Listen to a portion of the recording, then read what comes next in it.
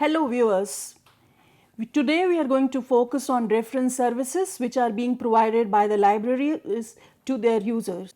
When you visit a hospital or a bank or some other public place and you are approached by some staff at the reception, you feel very happy.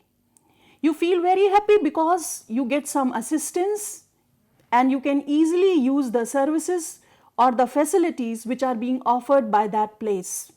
You can easily get your work done under the assistance of the staff in a hassle-free manner. Similarly, reference services are being offered by the libraries to the users so that they can make the use of the library facilities easily in a very trouble-free manner. For example, a user may come to the library and he may not know about the locations of different sections of the libraries. The user may not know about the different journals which are being subscribed by the library. He may not be knowing how to use OPAC. So all these, it is the duty of the staff to help the users in accessing OPAC, in telling him, in directing him to the locations of various sections. So this is what is known as reference services, which aim at helping the users in making effective and easy and optimum use of all the facilities which are being offered by the libraries. So today we are going to talk about these reference services. This is a picture, this is an image of the reference services which are being offered in a library. And this presentation will focus on these different aspects: the concept, meaning, importance of reference services, what are the different activities which are being undertaken under reference services, different types of reference queries which libraries come across, and different modes of providing reference services.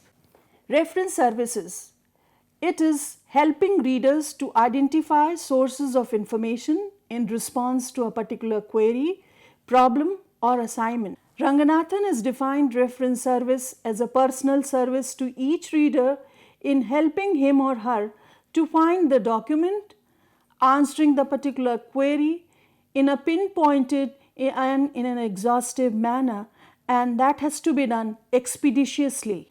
Reference service, it is a kind of personalized assistance to the users in the use of libraries and their collections, organizing collections and services to ensure their maximum usage, and reference service also saves precious time of the readers, and under this different reference sources are acquired and maintained. Different activities which are being undertaken under reference service, telling the readers of the availability of a particular document in the collection, selection of books, online resources, websites, etc., fact finding from print or electronic resources, telling the students how to access e-resources or card catalog or online catalog, literature search, preparation of bibliographies, and verification of references used by the researchers. Sometimes it has been observed that libraries have very many sources, very many information sources on different subjects, on different topics. The users do not know that all the required documents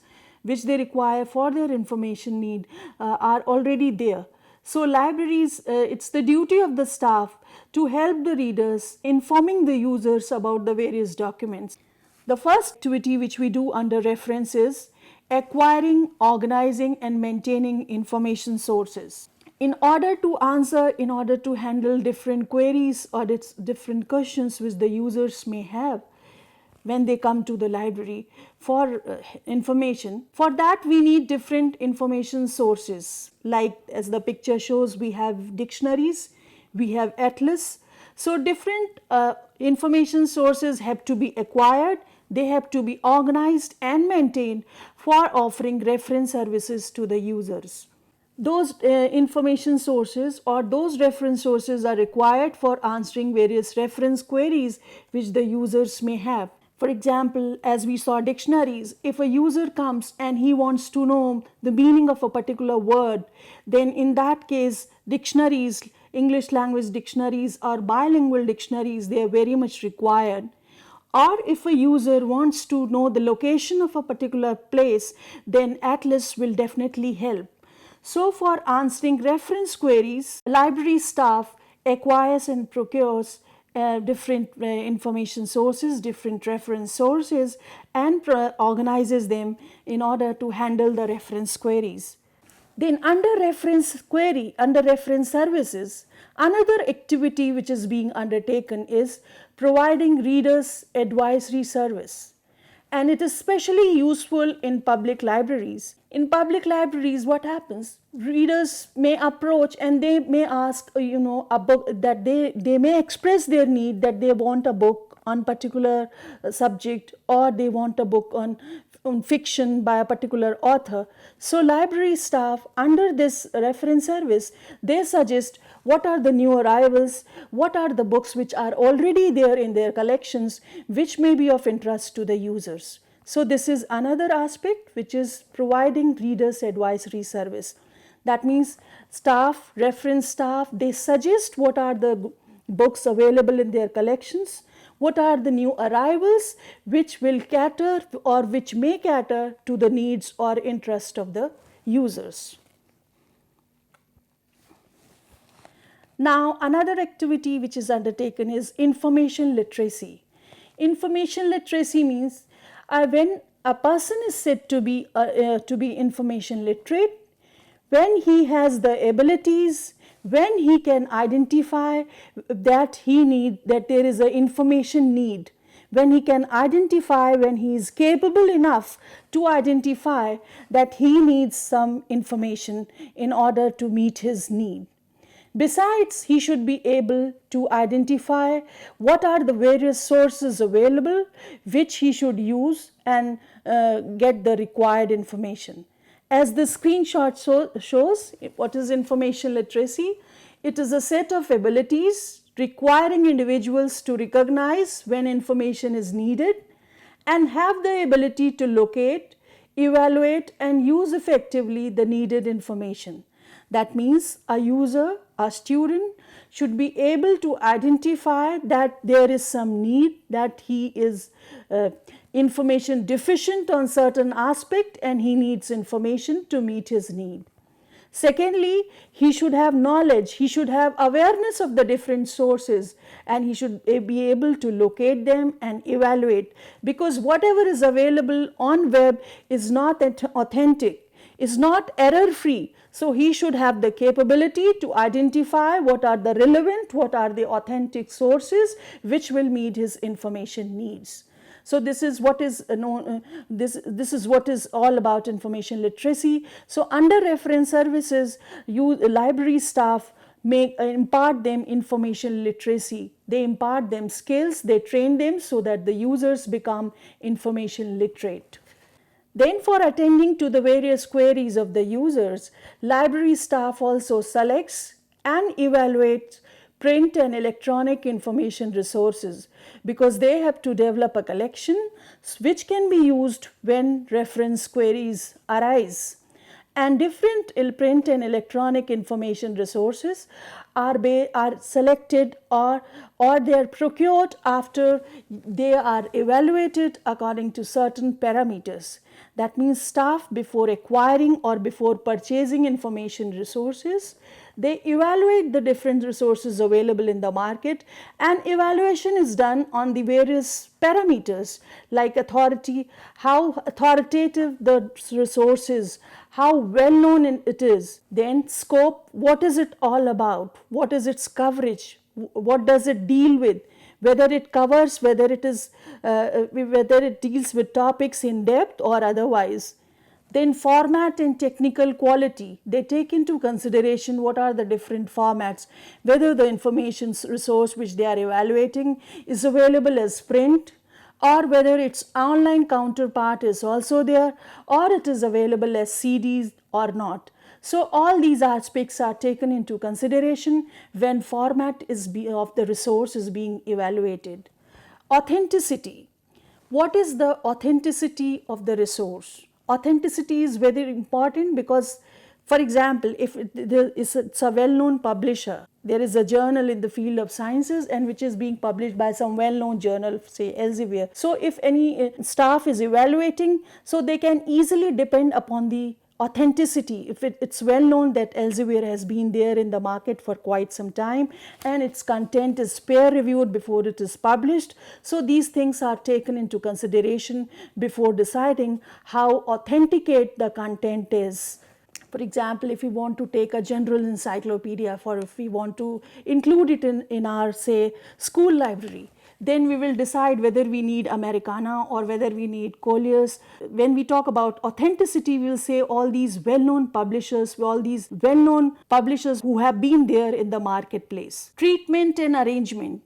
Then how the subject has been treated, what is the arrangement of the content, because treatment and arrangement has to be seen from the level of the users. If it is a school library, say for general encyclopedias, we may keep Collier's encyclopedia. That means subject has been dealt with in a manner that will appeal, that will be readable for the level of school children. Then aesthetics, price, suitability and special features, these are other parameters which are taken into consideration. Of course, price is very important because libraries have to, even if the material or if the content is very good, it's authoritative in nature, its scope is broad, but then price is an important factor which has to be taken into consideration. If the library doesn't have that kind of budget, then naturally they'll have to bypass that. So these are the parameters which are taken into consideration by the reference staff for selecting and evaluating print and electronic resources. Then promoting reference services. Promoting merely providing a service or merely providing a collection in the library is not enough. Its promotion is very important. Users need to be told, users need to be communicated that all the relevant material, all the relevant documents which the users need are available in the library. At times, and I would say most of the times, it has been observed that users are ignorant of the services or the collections which are being offered by their libraries. So it's an important thing, promoting reference services. Libraries need to promote the reference services which they offer, so that users are in the know of the things, they are in the know of the facilities which are there in the reference section of the library. Then once reference services have been provided, it's very important to evaluate them whether users are satisfied with them, whether they need certain changes, whether the services need to be modified, whether the services need to be customized. So evaluation of reference services is very important. Evaluation can be done by collecting feedback from the users, or evaluations can be done by distributing questionnaire and collecting feedback, or evaluations can be done by face-to-face interactions too. So on the basis of feedback, the services can be improved upon, and evaluation is very important in any kind of system, because any system or any service which is being implemented or is being deployed is not just deployed for the sake of deployment, but it is being offered for the users. A lot of money is being spent for the users, so we have to take into consideration the feedback from the users. If the users for whom the services are meant, they are not satisfied with the services, then the very purpose of spending and investing on services is defeated. So feedback and evaluation of these services is very important. In the light of the feedback or in the light of suggestions which the users offer, the library can customize or modify the services. Now coming to different modes of providing reference service. There are different ways of providing reference services. Face-to-face reference service. Users can come in and take the assistance of staff. For example, they may have some problem in accessing OPAC, that is Online Public Access Catalog. So if they approach the reference staff can show them online, can show them instantly how to use OPAC and how to save details from OPAC, how to save bibliographical details of the books required by the users from OPAC. So this is being done in face-to-face reference service.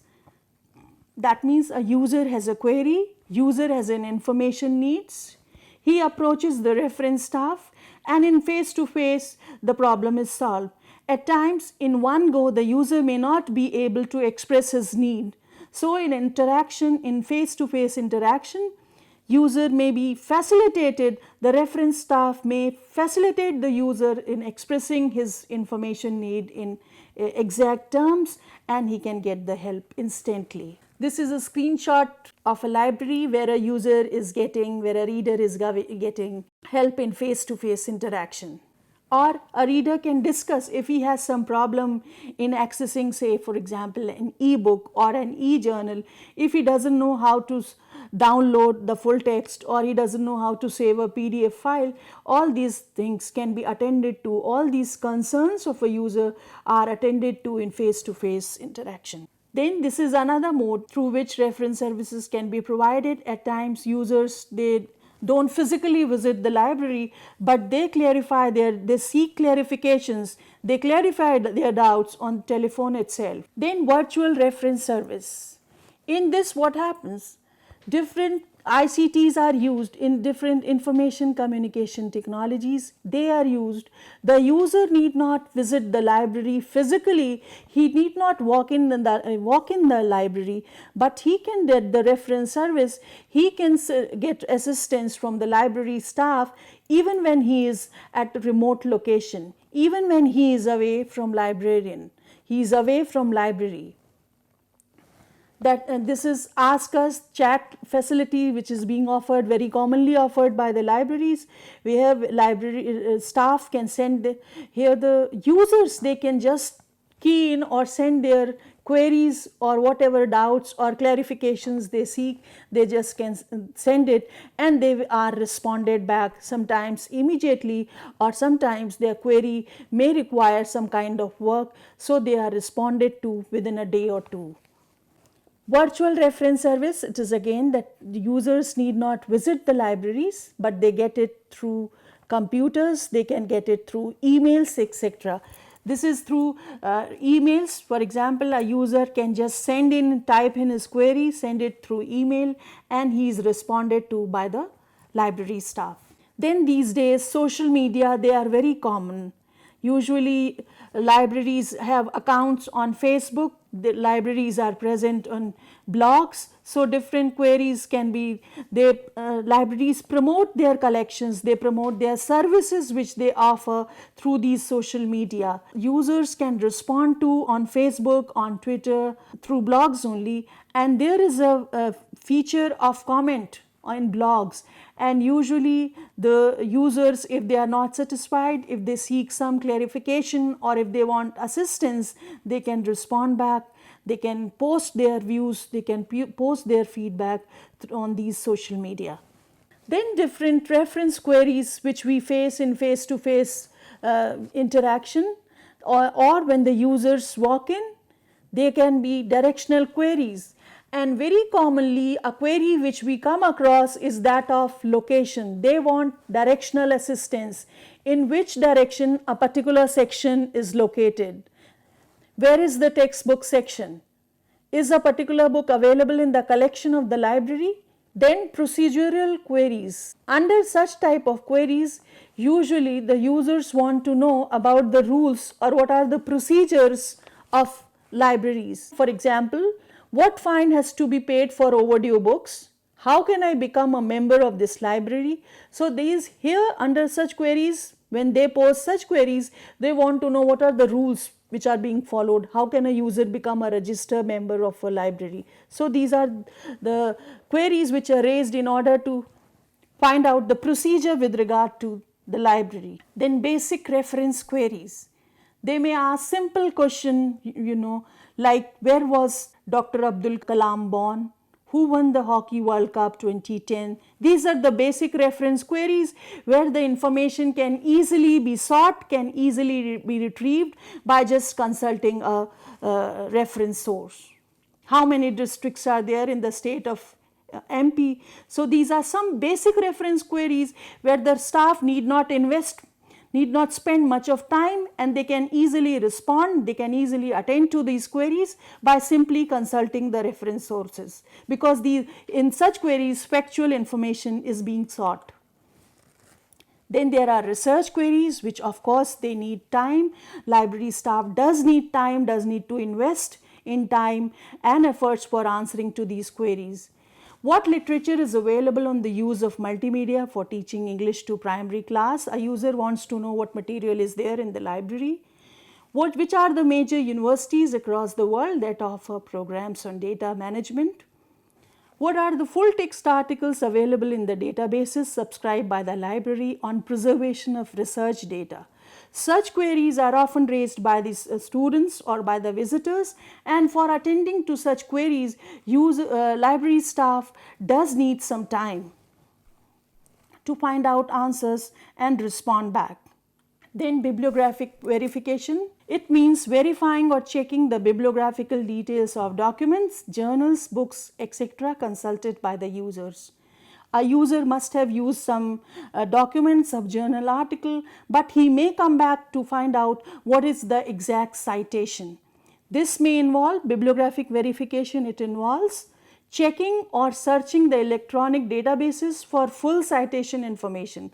That means he has already used the information, he has already consulted the source, but he wants to cite it. So for bibliographic verification, he has come for query. So today we have seen in the presentation, we have talked about reference services, what is its importance, why is it being offered by the libraries, and different activities which library staff performs for providing reference services, and what are the different modes of providing reference services, whether we have face-to-face interaction or whether we are using social media to provide reference services. Thank you very much for watching my video.